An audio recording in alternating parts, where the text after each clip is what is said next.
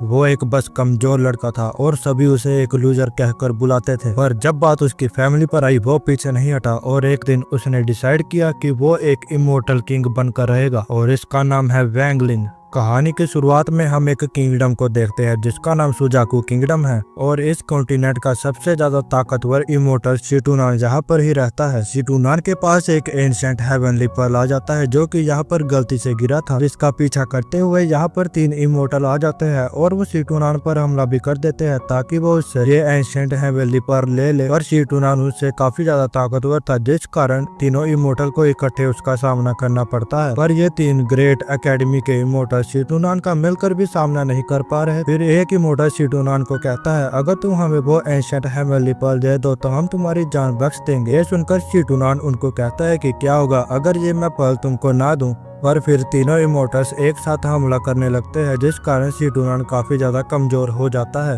तो वो डिसाइड करता है कि वो अपना सबसे ज्यादा ताकतवर हमला यूज करेगा। यह देखकर वो तीनों इमोर्टल्स काफी ज्यादा डर जाते हैं और वो शिटूनान को रोकने की कोशिश करने लगते हैं। पर शिटूनान नहीं रुकता और वो अपना आखिरी अटैक डेथ फिंगर यूज कर देता है जिस कारण शिटूनान की बॉडी डिस्ट्रॉय हो जाती है और उसकी साउल उसी एंशिएंट पर्ल में चले जाती है। तभी हमें शिटूनान की आवाज सुनाई देती है। वो कहता है जब भी ये भीड़ अपना मालिक को चुनेगी तब मैं वापस आऊंगा अपना बदला लेने के लिए। अगले सीन में हम इसी कॉन्टिनेंट को देखते हैं जिसको 1000 साल बीत गए हैं और अभी भी इस एंशिएंट भीड़ को कोई भी नहीं ढूंढ पाया। और यहाँ पर हम वैंगलिंग को देखते हैं जो कि इस सीरीज का मेन कैरेक्टर है। वैंगलिंग के साथ उसके मॉम और डैड रहते हैं जो कि इकट्ठे होकर लकड़ियों का काम करते हैं और वो वैंगलिंग के एग्जाम के लिए कुछ पैसे भी इकट्ठा करते हैं ताकि वो वैंगलिंग को बेस्ट अकेडमी में भेज सके। तभी वैंगलिंग के घर कुछ लोग आते हैं और वो अपना पैसा लेने के लिए आए थे। वैंगलिंग के मॉम डैड उनको बहुत समझाते हैं पर वो नहीं समझते और वो वहाँ का सामान उठाकर चले जाते हैं। के बाद वैंगलिंग का डैड उससे माफी मांगता है और वो उसे कहता है कि ये सब मेरी गलती है क्योंकि मैंने ही उन लोगों से पैसे उधार लिए थे। हम कभी भी अच्छे पेरेंट्स नहीं बन पाएंगे, हमें माफ कर देना। उनकी बातें सुनकर वैंगलिंग को काफी बुरा लगता है क्योंकि वो भी अकेडमी में जाना चाहता था पर अब कुछ नहीं हो सकता था।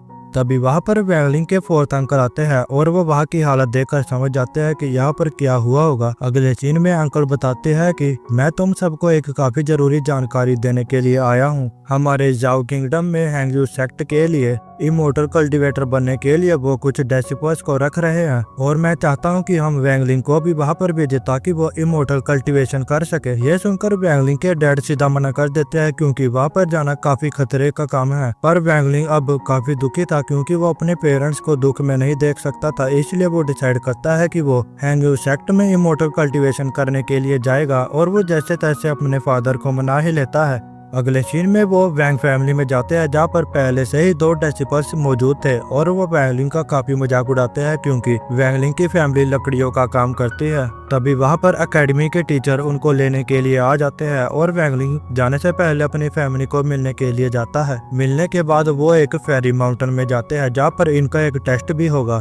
जो भी इस टेस्ट में पास होगा वो इस एकेडमी में रहकर अपनी कल्टीवेशन कर सकता है। इसके बाद वहाँ पर हैंगयू सेक्ट के हेड आ जाते हैं और वो यहाँ के नियम भी बताते हैं कि यहाँ पर काफी ज्यादा सख्त नियम है और वो सभी को फॉलो करने पड़ते हैं। इसके बाद तीनों हेड एक एक करके सभी स्टूडेंट्स को चेक करने लगते हैं और जो भी क्वालिफाई होता है वो उन सबको अलग रखते हैं। पर यहाँ पर काफी सारे लोग पहले से ही अनक्वालिफाई हो जाते हैं पर भाई वैंग जाओ आसानी से वहाँ पर क्वालिफाई हो जाता है और उसके साथ वैंग हाउ जो कि मास्टर को लालच देकर एग्जाम में पास हो जाता है। पर जब वैंगलिंग की बारी आती है तो उसे पहले ही अनक्वालिफाई कर दिया जाता है जिस कारण वैंगलिंग अब काफी ज्यादा दुखी हो जाता है। वैंगलिंग सोचता है कि कैसे लोग उसकी फैमिली को तंग करते हैं पर तभी वहाँ के हेड बोलते हैं कि तुम सबके पास क्वालिफाई होने का एक और मौका है। टैलेंट को चेक करने के लिए हम सब स्पिरिचुअल रूट टेस्ट करवाते हैं पर तुम सब में से कुछ लोगों के पास काफी ज्यादा विल पावर है जिस कारण तुम सब कल्टीवेशन करने के लिए क्वालिफाई हो सकते हो और तुम सबको सूरज डूबने से पहले एक लैडर टेस्ट को पास करना होगा और जो भी इस टेस्ट में पास हो जाएगा वो इस एकेडमी में इमोर्टल कल्टीवेशन करने के लिए क्वालिफाई हो जाएगा।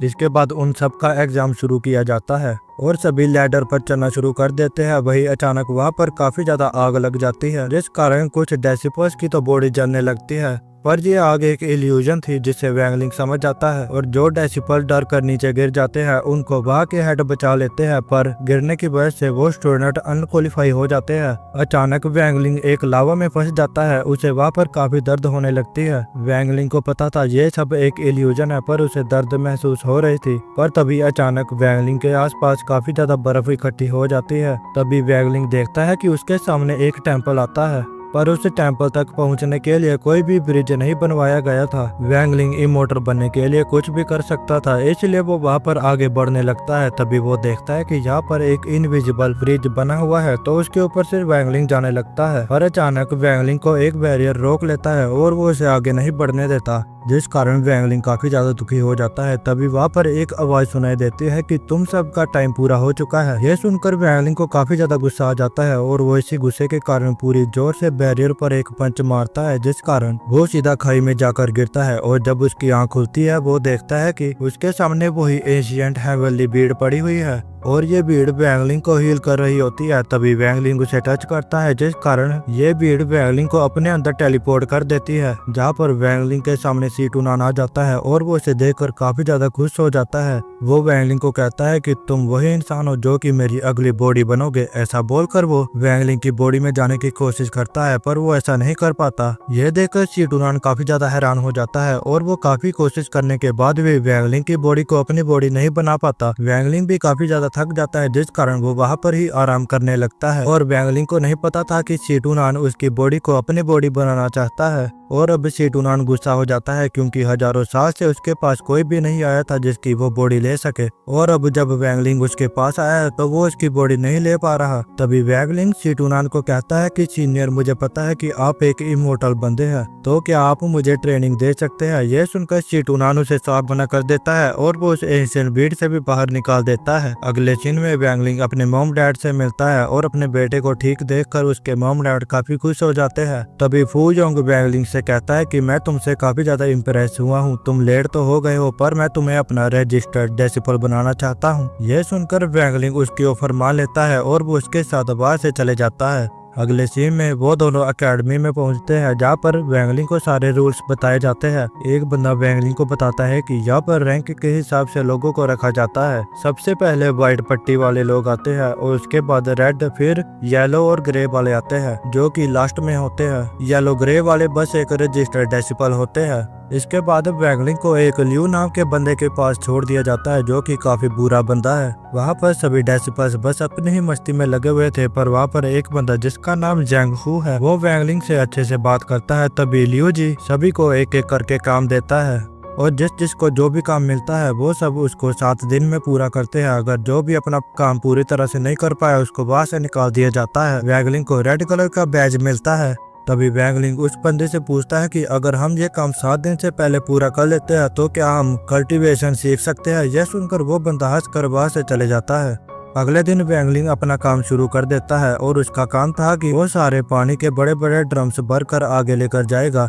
फिर वैंगलिंग अपना काम शुरू कर देता है और काम करते करते उसे एक दिन बीत जाता है, पर उसका काम काफी कम हुआ था। और अगले दिन वैंगलिंग देखता है कि काम करते करते उसके हाथों में चोट भी लग चुकी है, पर उसका काम काफी ज्यादा पड़ा था इसलिए वो काम करने लगता है। तभी वैंगलिंग को वही एंशिएंट बीड याद आती है और वो उसे पानी में डालकर अपने हाथ धोता है, जिस कारण उसके हाथ पहले जैसे ठीक हो जाते हैं। और जब वैंगलिंग उस पानी को पीता है तो उसकी थकावट भी पूरी तरह से खत्म हो जाती है और वो पूरी तरह ठीक हो जाता है। अगले सीन में हम लियो को देखते हैं जिसके पास एक बंदा बेस बदल कर आया था और वो उसे कहता है कि यहाँ पर रजिस्टर्ड डेसिपल के ज्यादातर लेवल तो हाई नहीं होते, पर मुझे लगता है कि यहाँ पर जो माउंटेन है वहाँ पर काफी सारे डेसिबल घूमते रहते हैं, तो मुझे शक है कि यहाँ पर एक ऐसी चीज पड़ी हुई है जिससे पाकर वो सब इमोर्टलिटी पर आ सकते हैं। अगर तुम्हें इस चीज के बारे में कुछ भी पता चलता है तो मुझे जरूर बताना। अगले सीन में हम वैंगलिंग को देखते हैं जो कि काम करते हुए थक जाता है, इसलिए वो उसी बोतल में से पानी पीता है जिस कारण वो फिर से ठीक हो जाता है। यह देखकर सीटूनान भी समझ जाता है कि वैंगलिंग काफी समझदार बच्चा है और वैंगलिंग ने समय से पहले ही अपना पूरा काम खत्म कर लिया था, जिस कारण लियो काफी ज्यादा हैरान हो जाता है।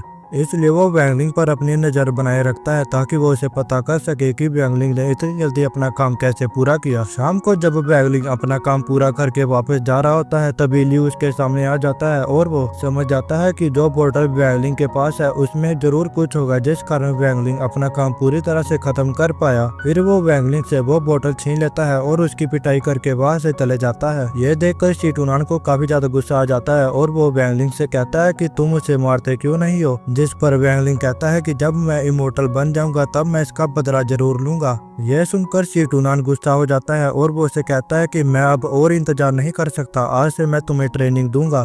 इसके बाद वैंगलिंग की ट्रेनिंग शुरू की जाती है जहाँ पर शीटूनान उसे बताता है कि सबसे पहले तुम्हारे स्पिरिचुअल रूट को ठीक करना चाहिए और आज से तुम जितनी हो सके उतनी ओस इकट्ठा करना, इससे तुम जितनी हो सके उतनी एनर्जी को कंज्यूम कर पाओगे। यह सुनकर वैंगलिंग अपने काम को शुरू कर देता है और अगले दिन अपनी कल्टीवेशन की ट्रेनिंग भी शुरू कर देता है। तभी शीटूनान उसे बताता है कि सबसे पहला स्टेज की कंटेंशन होता है और सेकंड स्टेज में बिल्ड फाउंडेशन किया जाता है और इसके साथ और भी कई लेवल्स होते हैं जिसे पाकर तुम काफी जल्दी इमोर्टल बन सकते हो। शुरू में जब वैंगलिंग कल्टीवेशन शुरू कर रहा होता है तो उसे सांस लेने में काफी दिक्कत आती है, तो शीटूनान उसे बताता है कि तुम्हें जितना हो सके उतना अपनी सांस पर फोकस करना होगा, ऐसे तुम काफी कम टाइम में काफी आगे बढ़ पाओगे, क्योंकि जिस भीड़ के अंदर तुम अभी मौजूद हो यहाँ के 10 घंटे बाहर के 1 घंटे के बराबर है। कुछ दिन बाद मास्टर फू जाएंगे सभी डेसिपल्स को इकट्ठा करके बताते हैं कि आज वो एक डेसिपल को ये येलो कलर के कपड़े पहनाने वाले हैं। यह सुनकर सभी डेसिबल काफी ज्यादा एक्साइटेड हो जाते हैं।